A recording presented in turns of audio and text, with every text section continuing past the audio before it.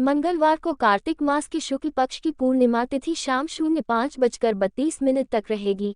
इसके बाद अगहन मास की कृष्ण पक्ष की प्रतिपदा तिथि आरंभ हो जाएगी। इस दिन कार्तिक पूर्णिमा पर चंद्र ग्रहण का संयोग बन रहा है। चंद्र ग्रहण सबसे पहले अरुणाचल प्रदेश के ईटानगर में शाम 5:23 पर दिखाई देगा।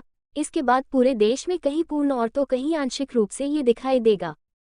चंद्र ग्रहण शाम 6:19 पर समाप्त होगा। आज भरणी नक्षत्र रात अंत तक रहेगा। मंगलवार को भरणी नक्षत्र होने से मूसल नाम का अशुभ योग दिन भर रहेगा। इसके अलावा व्यातिपात और वरियान नाम के 2 अन्य योग भी इस दिन रहेंगे।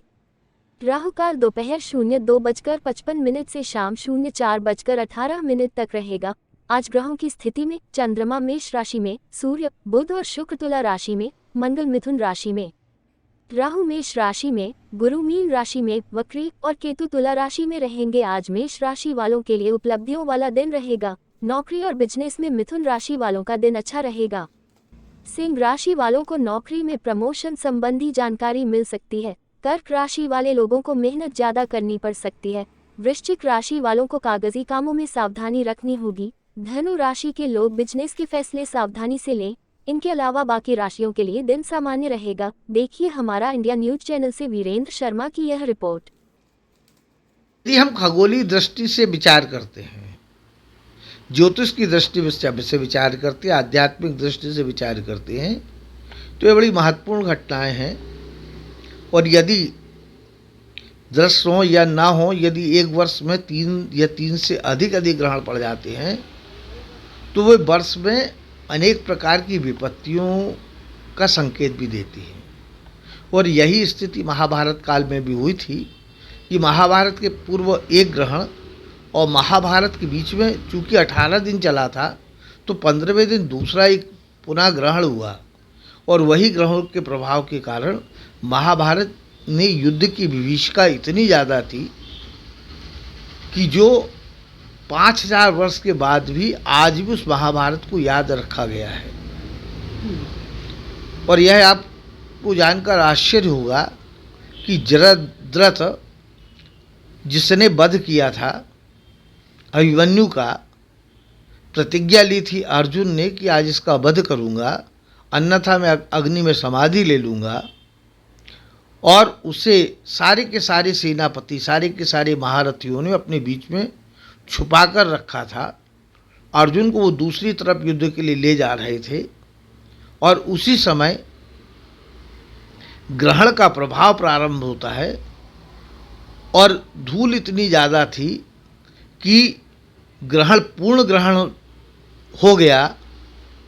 तत्पश्चात जैसे ही तो महारथियों ने कहा कि अब अर्जुन को अग्निदाह कर लेना चाहिए, क्योंकि सायंकाल हो चुकी है, सूर्य अस्त हो गया है। और उसी समय सूर्य पुनः निकलकर बाहर आते ग्रहण से, और उस समय जयद्रथ बाहर आ चुका था। और भगवान कृष्ण ने आदेश दिया कि तुम इस समय सूर्यास्त नहीं हुआ, इसलिए इसका वध भी कर सकते हो। और उसने अर्जुन ने वध किया। यह ग्रहण की घटना है। तो यही ग्रहण जो है हमारे जीवन पर अत्यधिक प्रभावी होता है। भगवान शिव ने इसे अपने मस्तक पर रखा, द्वितीया के चंद्रमा को मस्तक पर रखा। इसलिए कहा भी गया है, गोस्वामी जी ने कहा कि वक्र चंद्रमा ग्रसई न राहु। यदि चंद्रमा पूर्ण है तब तो ग्रहण होगा, और यदि चंद्रमा आधा है तो कभी ग्रहण नहीं होगा। इसलिए जब भी ये पूर्णिमा आती है तो हमारे जीवन में अनेक प्रकार के परिवर्तन का संकेत भी देती है। ल्यूनेटिक इफेक्ट्स, पागलपन को ग्रहण होगा, और यदि चंद्रमा आधा है तो कभी ग्रहण नहीं होगा। इसलिए जब भी ये पूर्णिमा आती है तो हमारे जीवन में अनेक प्रकार के परिवर्तन का संकेत भी देती है।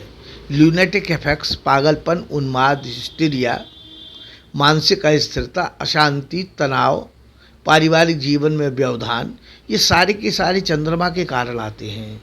चंद्रमा मनसो जात चक्षुषो हो सूर्यो वजायतो श्रोता द्वाश प्राणस मुखादग निर्जायतो। भगवान के नयन भी 3 हैं, चंद्रमा, अग्नि और सूर्य। तो नेत्र भी चंचलता के प्रतीक हैं।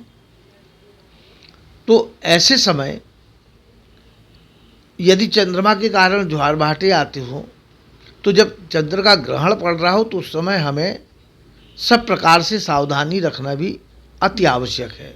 अन्यथा यह हमारे जीवन पर विपरीत प्रभाव पड़ेगा और पता भी हमें नहीं चलेगा। इसलिए जितनी सावधानी हो, तो इसलिए हमारे यहाँ कहा गया कि जिस समय ग्रहण काल हो, तो मैं तो आप लोगों से प्रार्थना करूँगा, निवेदन करूँगा कि सायंकाल 5:19 से 5:15 से लेकर 6:35 तक, जब तक ग्रहण काल समाप्त नहीं होता, उस काल में आप मंत्र जाप करें। एक स्थान पर एकांत में बैठें। जो गर्भवती महिला है, उनके कमरे में आप कपूर जरूर रख दें। यदि आप कपूर रखेंगे तो सारी की सारी ऋणात्मक ऊर्जा वह कपूर समेट लेगा और आप किसी प्रकार का उनके ऊपर कोई दुष्प्रभाव नहीं पड़ेगा।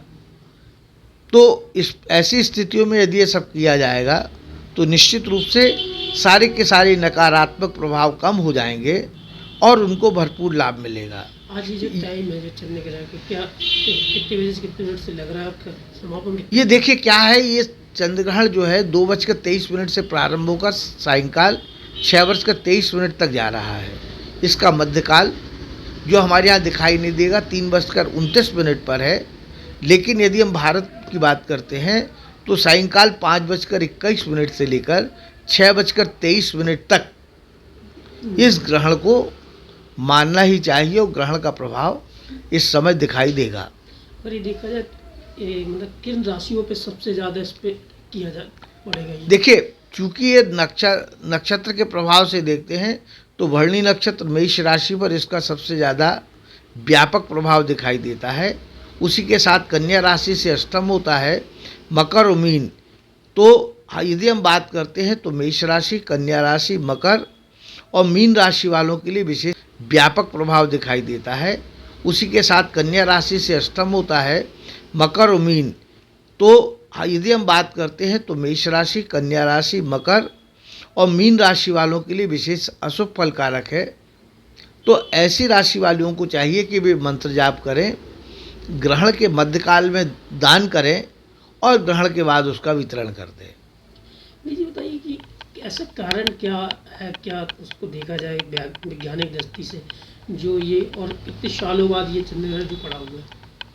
देखिए, यदि खगोलीय स्थितियों में हम देखते हैं तो जब हम पंचांग की गणना प्रारंभ करते हैं तो वहाँ पर सूर्य, चंद्रमा, पृथ्वी,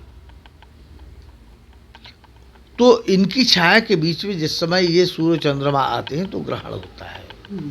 और बड़े महत्वपूर्ण बात है कि हमारे यहाँ महर्षि अत्रि ने आज से हजारों वर्ष पहले इसका विशेष अध्ययन किया और हमारे यहाँ पुस्तकें हैं जिसको हमारे यहाँ ग्रहणाधिकार कहते हैं। तो भारतीय सिद्धांत ज्योतिष के अंतर्गत, ज्योतिर्गणितम के अंतर्गत वो ऐसी पुस्तिकाएँ हैं कि केवल उन पुस्तकों के माध्यम से हम किसी भी वर्ष में होने वाले ग्रहण का समय आज भी सटीक निकालते हैं, जो अनादिकाल से चल रहा है। आज के समय बहुत ज़्यादा ऑब्जर्वेटरीज हो गई हैं, वैज्ञानिकता की दृष्टि बढ़ गई है, लेकिन इसके पहले जब हमारे यहाँ कोई ऑब्जर्वेटरीज नहीं थी, उस समय भी जो ज्योतिषी थे वे ग्रहण के समय का निर्धारण करते थे और वह जो सैकड़ों वर्ष से जो चल रहा है, हजारों वर्ष से चल रहा है, वह आज भी यथावत चल रहा है। और जो हम ग्रहण का समय निश्चित करते हैं तो इसके लिए केवल गणित का ही कमाल है, ज्योतिष का ही कमाल है कि जो आज हम ग्रहण तक पहुंच पाते हैं।